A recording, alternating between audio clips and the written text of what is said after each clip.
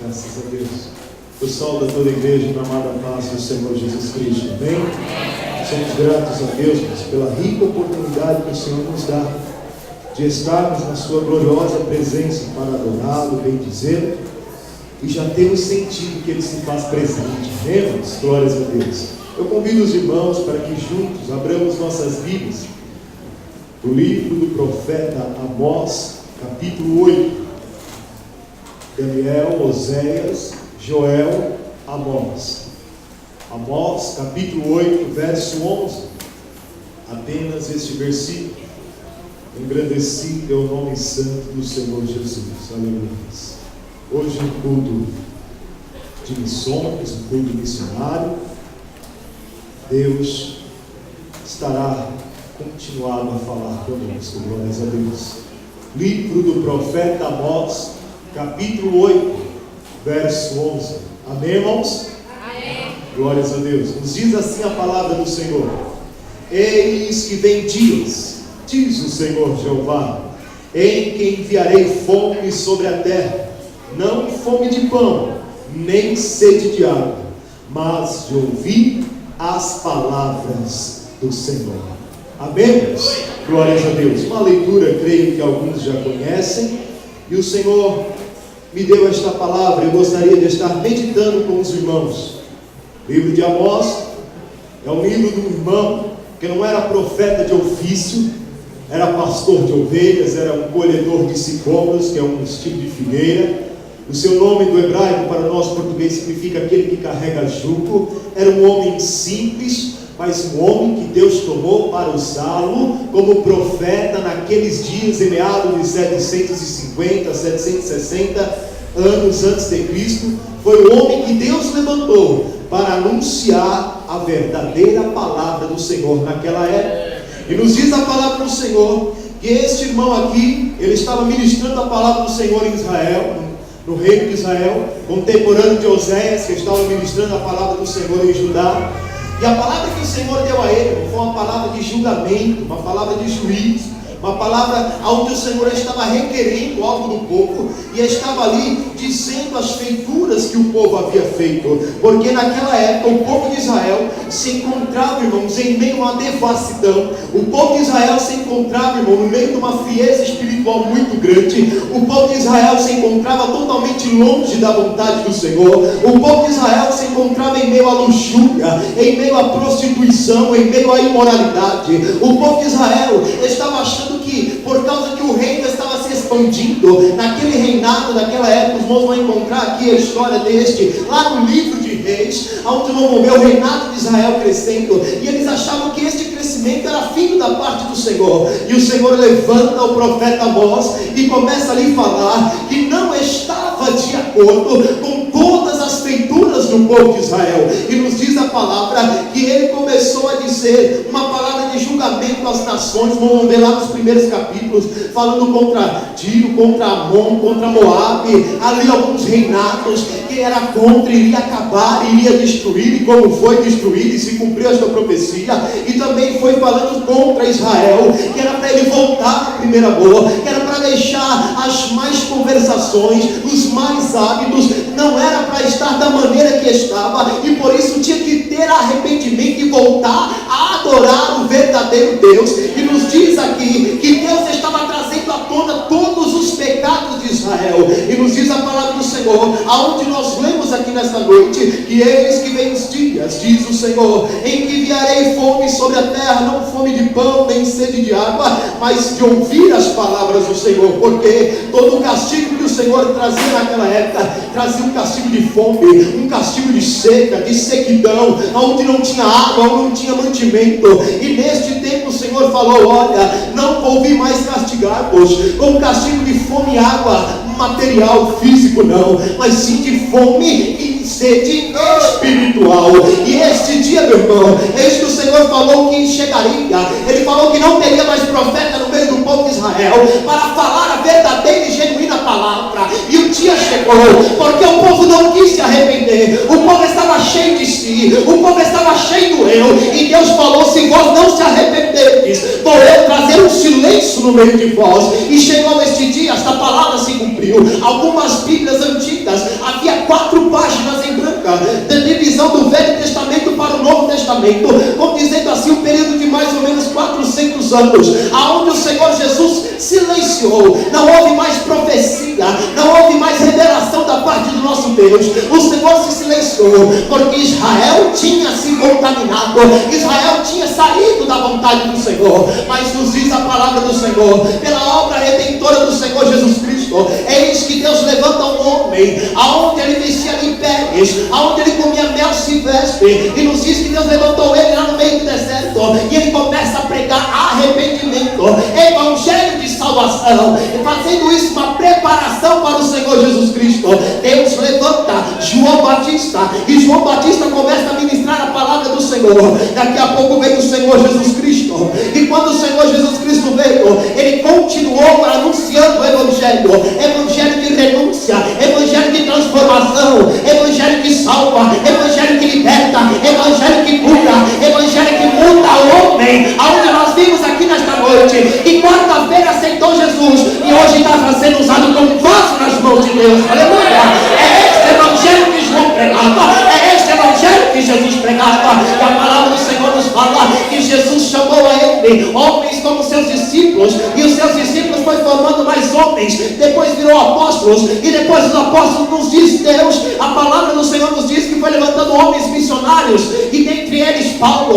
Depois, passando por Paulo, a igreja foi passando por transformações, e Deus levanta reformadores. Dentre vários deles vou falar apenas de Lutero, que Deus usou para trazer realmente a genuína igreja, porque não era a igreja contaminada como estava no tempo de Lutero. E ele fez aquela protesto em nome e na unção do Espírito Santo do Senhor. E depois dessa reforma, eis que a igreja vem vindo, e o evangelho do Senhor vem sendo pregado, e chega nos dias de hoje. E nos dias de hoje Deus nos manda dizer que Ele está contando comigo e com você, para que esse evangelho não silencie, mas continue sendo pregado, porque o mesmo Deus que operou lá é o mesmo que opera hoje. Aleluia! Glorificado, exaltado é o nome santo do Senhor Jesus Cristo.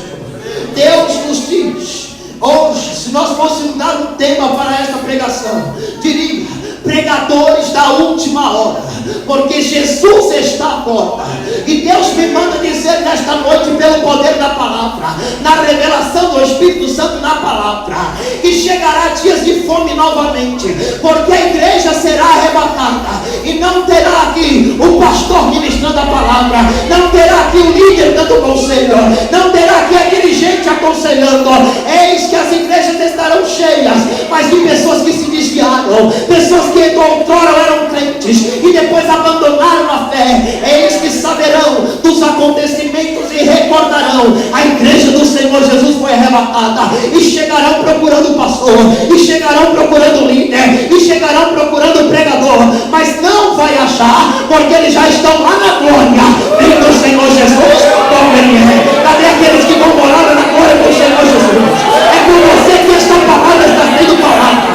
Dele me cantará nosso Deus, chegará dias em que a terra terá fome, não de pão, terá sede, não de água, mas fome da palavra do Senhor. E não há quem pregue da maneira que hoje é pregada, na unção e a unção do Espírito Santo que nos usa para falar e entender a palavra do Senhor. Aí, meus irmãos, hoje o tempo de pregar a palavra do Senhor é hoje, não é amanhã, não é no mês que vem. O tempo de ganhar almas é hoje, o tempo de fazer missões é hoje, o tempo de nós trabalharmos para o Senhor é hoje, o tempo de nós sairmos do comodismo é hoje, o tempo de nós sairmos e despertarmos do sono é hoje. Hoje é o dia que Deus preparou para levantar você como um vaso na obra dele, porque grande é a seara, e Deus está contando com a igreja do Jardim dos Irmãos para concluir esta seara. Aleluia!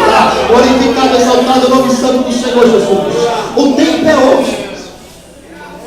Eu não vou ficar choramingando aquilo que passou, aquilo que eu poderia fazer. Eu tenho que fazer hoje.